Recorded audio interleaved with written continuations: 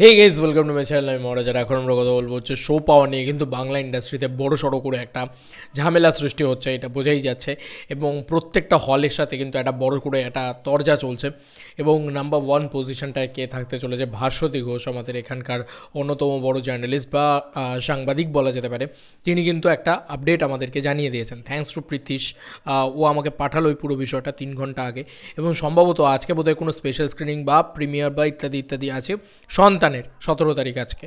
তো সন্তান ছবিটা আসছে, এদিকে খাদান আসছে, আরও দুটো বাংলা ছবি আসছে। একটা হচ্ছে মানসী সেনার একটা বাংলা ছবি, যেটার খোঁজ খবরও কেউ রাখে না। সেই ছবিটা নিয়ে আদৌ কারোর কোনো মাথা ব্যথাও আছে বলে তো আমার মনে হয় না। আর আরেকটা আছে প্রতিমডি গুপ্তার, সেটারও খুব একটা হাইপ নেই, ক্রেজ নেই, মানে কিছুই নেই আর কি। এবার ভাস্বতী ঘোষ কী লিখেছে আমি শুধু তোমাদেরকে একটু পড়ে শোনাই। আমার মনে হয় বেশ ভালো হবে এই এই বক্তব্যটা। এই বক্তব্যটা অ্যাকচুয়ালি তো খুব ভালো একটা বক্তব্য আর কি বলা যেতে পারে। এবং খুব সুন্দর লিখেছেন উনি। 4 ঘন্টা আগে এটা পোস্ট করেছেন। উনি লিখেছেন, এই যে দেখিয়ে দিই তোমাদের পাশে আগে। হ্যাঁ, উনি লিখেছেন, বড়দিনে প্রথম চ্যালেঞ্জ ভালো শো পাওয়া। ভালো শো না পেলে খুব ভালো ছবি খুব ভালো হলেও দর্শকের কাছে পৌঁছাবে না। শো পাওয়ার ক্ষেত্রে ডিস্ট্রিবিউশনের সমীকরণের জন্য খাদান এগিয়ে প্রথমেই বুঝতে পেরে গেছো, খাদান এগিয়ে। এবার আবার পড়ি এই লাইনটা। শো পাওয়ার ক্ষেত্রে ডিস্ট্রিবিউশনের সমীকরণের জন্য খাদান এগিয়ে। সন্তান এসবিএফের ছবি, তাই অ্যাডভান্টেজ থাকছে। 4টে বাংলা ছবি ভালো শো পাওয়ার পথে, বাধা পুষ্পা 2। এটা কিন্তু সব থেকে বড় কথা, খাদান এগিয়ে থাকবে। দেখো, কাউকে না কাউকে তো ফার্স্ট বয় হতেই হবে। সেখানে কিন্তু দেবদা ফার্স্ট বয় হতে চলেছে। একটা কমার্শিয়াল ছবি হিসেবে ম্যাসিভ শো, ম্যাসিভ হল, সেটা কিন্তু খাদান পেতে চলেছে। এটা আমি তোমাদেরকে আজ নয়, প্রায় 3 মাস আগে থেকে বলে যাচ্ছে এক কথা। খাদান যখন অ্যানাউন্স হয়নি তখন থেকে বলছি খাদান সিনেমাটা হবে। তাই আমার সাথে খাদানের কানেকশনটা একটু অন্যরকম। তো খাদান সিনেমাটা আমার কাছে ইমোশন, সিনেমা না। তো সেই কারণেই তোমাদেরকে বলছি, সেই সময় থেকে বলে এসেছি। যে সময় থেকে খাদানের খবর পর্যন্ত আসেনি সে সময় থেকে তোমাদের বলেছি দেবদা একটা কমার্শিয়াল ছবি করছে। সেই সময় মানে অলমোস্ট 1 বছর 1.5 বছর আগের ভিডিও তোমরা চালিয়ে দেখে নিতে পারো। 1.5 বছর ধরে একটা সিনেমা নিয়ে পড়ে আছি ভাই। এবং আমার সেকেন্ড চ্যানেল, তখন এই মেন চ্যানেলটায় মনিটাইজেশন বন্ধ হয়ে গেছিলো। সেকেন্ড চ্যানেলে কিন্তু আমি কথা বলে গেছি, খবর করে গেছি, খাদান নিয়ে কথা বলেছি মূলত। তো সেই সময় থেকে আমি বলে এসেছি। তার পরবর্তীতে মানে যখন শো নিয়ে কথাবার্তা হয় তখন কিন্তু আমি বলেছি খাদান কিন্তু সবথেকে বড় রিলিজ হতে চলেছে প্যান ইন্ডিয়া বলছি, সবথেকে বড় ম্যাসিভ গ্র্যান্ড রিলিজ হতে চলেছে বেঙ্গলে। তো সেইখানে কিন্তু আমরা দেখতেই পাচ্ছি, এখানে পরিষ্কারভাবে লেখা রয়েছে শো পাওয়ার ক্ষেত্রে ডিস্ট্রিবিউশনের সমীকরণের জন্য খাদান এগিয়ে। বন্ধুরা, ভাস্বতী ঘোষ কিন্তু একটা অফিসিয়াল বড়সড় একটা জার্নালিস্ট, এবং তার জার্নালিজমের মানে তুমি বুঝতেই পারছো যে তার খবরটা কতটা পাক্কা আছে। আচ্ছা, পরবর্তী লাইনে লেখা আছে সন্তান এসবিএফের ছবি, তাই অ্যাডভান্টেজ থাকছেই। 4টে বাংলা ছবি ভালো শো পাওয়ার পথে, বাধা পুষ্পা 2। হ্যাঁ, এটা কিন্তু সত্যি কথা যে পুষ্পা 2 কিন্তু ম্যাসিভ চলছে, ঠিক আছে। ওই বোকা বোকা কথা বলে লাভ নেই যে দেখো কলকাতায় সব গ্রিন। তাহলে বলে রাখি যে কলকাতায় সোম মঙ্গল বুধ বৃহস্পতিতে সব গ্রিনই থাকবে, কিন্তু রবিবারে কিন্তু ম্যাসিভ কালেকশন করছে। আর পুষ্পা 2 এর বোধহয় এখন 30 কোটি টাকার অধিক কালেকশন করা হয়ে গেছে। জওয়ানের রেকর্ডও পুষ্পা 2 হয়তো বেঙ্গলে ভেঙে দেবে। তো কোথাও গিয়ে পুষ্পা 2 একটা চাপ সৃষ্টি করবেই, স্বাভাবিক। হল মালিকরাই বা কেন শুনবে? হল মালিকরা বলবে ধর তেরিকা পুষ্পা লাগিয়ে আমার বেশি চলছে, তো আমি কেন অন্য ছবি লাগাবো? সেটা তো স্বাভাবিক, সেটা একদম খুব সিরিয়াস কথা। কিন্তু আমার মনে হয় হল মালিকরা প্রথম 3টে দিন সুযোগ দেবে বাংলা ছবিকে। দেখবে অবাক করা বিষয়, আমি এটা দেখলাম, আমি আবার তোমাদেরকে একটু বলি। পুষ্পা 2 খুললাম, দেখলাম 20, 21, 22 এই 3 দিন কিন্তু পুষ্পা 2 এর কোনো শো নেই। আমি ভালো করে লক্ষ্য করে দেখলাম, আমি আবার একবার খুলবো, এখন দেখতে পাচ্ছি আছে। কিন্তু এটা একটা গ্লিচ হয়তো। দেখো 20 তারিখ থেকে, ফ্রাইডে 20 তারিখ থেকে পুষ্পা 2 কিন্তু কলকাতায় একটাও শো নেই। ভালো করে দেখো, এটা এটা কলকাতা কিন্তু, এটা দেখো কলকাতা, এই কলকাতা। পুষ্পা 2 খুলি, পুষ্পা 2 হিন্দি। এ দেখো আজকে তো 17 তারিখ, 20 তারিখে চলে যাই। হ্যাঁ, আমরা 20 তারিখে দেখো উমা টাকিজ বাঁকড়াহাটেই কিন্তু শো দেওয়া হয়েছে। এবার বাকি কিন্তু কোথাও শো নেই, তার মানে প্রত্যেকটা হল কিন্তু এখন ডিসকাশনে চলছে যে এক্স্যাক্টলি কী হবে। পরের লাইনটা আমরা পড়ি। আচ্ছা, তারপরে লেখা হয়েছে দেখা যাক কোন ছবির শোয়ের সংখ্যা কী হয়।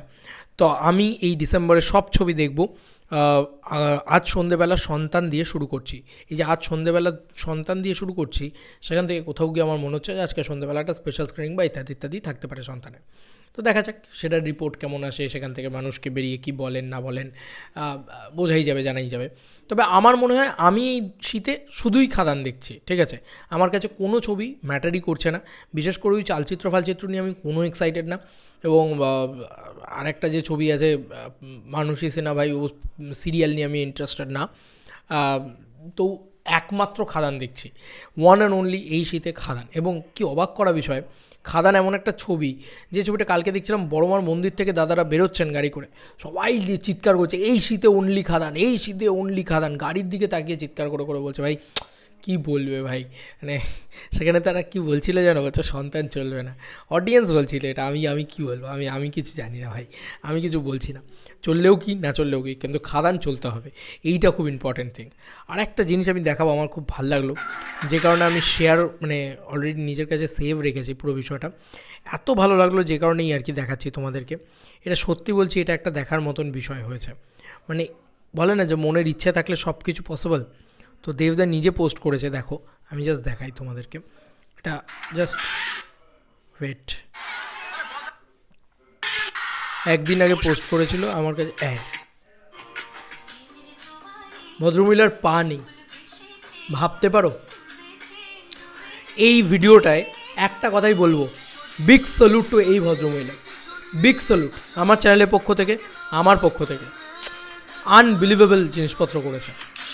সাউন্ডটা একটু কমাই, নাহলে কথা বলতে পারবো না। ভদ্রমহিলা নাচছে, দেখো ভালো করে লক্ষ্য করো, মহিলাটির পা নেই। মানে ইচ্ছে শক্তির থেকে বড় কিছু হতে পারে না, এটা লেখা হয়েছে।